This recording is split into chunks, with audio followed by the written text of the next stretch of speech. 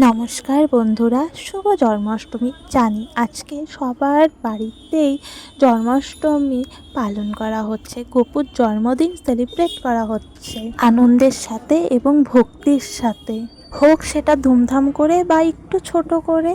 ঘরে গোপাল নেই তো কি হয়েছে, তাই বলে কি আমি জন্মাষ্টমীতে গোপাল সেবা করব না? এই জন্মাষ্টমীটা আসলে মনটা খুব খারাপ লাগে, তাই প্রত্যেক বছর আমি জন্মাষ্টমীর উপোস থাকি, যদিও বা এটা বিয়ের পর থেকেই।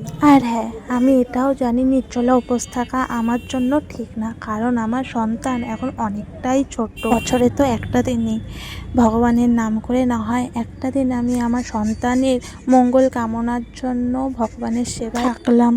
আমার জীবনের সাথে যা কিছু হওয়ার তো হয়ে গেছে, শুধু আমি এতটুকুই গোপালের কাছে চাই, আমার মেয়েকে ভালো রাখুক, সুস্থ রাখুক, ওর দিকে যেন কোনো কুনজর না পড়ে, কুপ্রভাব না পড়ে, ওকে যেন সমস্ত বিপদ আপদ থেকে রক্ষা করে। আজ কিন্তু দুবার স্নান হয়ে গেছে, সেই সকালে স্নান করে কাজে গেছি, আবার এসে স্নান করেছি, অনেক দিন পর শাড়ি পরেছি। এদিকে দেখো কাকিমুনিরা কিন্তু ঠাকুরের ভোগ তৈরি করছে, আর ওদিকে ওই কাকিমুনি কিন্তু ফুলের মালা গাচ্ছে, আর এদিকে ঠাকুর মশাইও চলে এসেছে। এই যে খুদে দুজনকে দেখতে পাচ্ছ গোপাল, এরা হচ্ছে আমার মেয়ের ভাইয়া দাদা।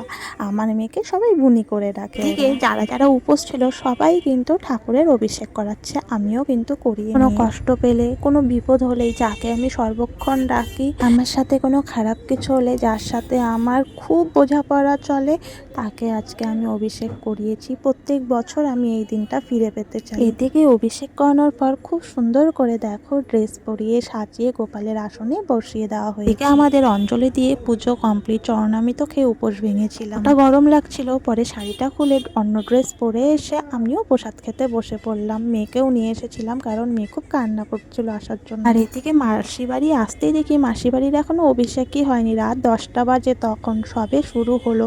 কিছুক্ষণ থেকে চলে এসেছিলাম বাড়িতে। আর এইদিকে পিসি দেখো কি সুন্দর 15 সেকেন্ড পর্যন্ত শঙ্খফু দিয়েছিল, আমি তো পারছিলামই না। চলো আজকে ব্লগটা শেষ করার আগে আরও একবার বলি, ওম কৃষ্ণায় বাসুদেবায় হরায় পরমাত্মানে প্রণত ক্লেশ নাশায় গোবিন্দায় নমো নমঃ। জন্মাষ্টমীর ব্লগটা কেমন লাগলো জানাতে ভুলো না। জয় গোপু, জন্মদিন গোপু।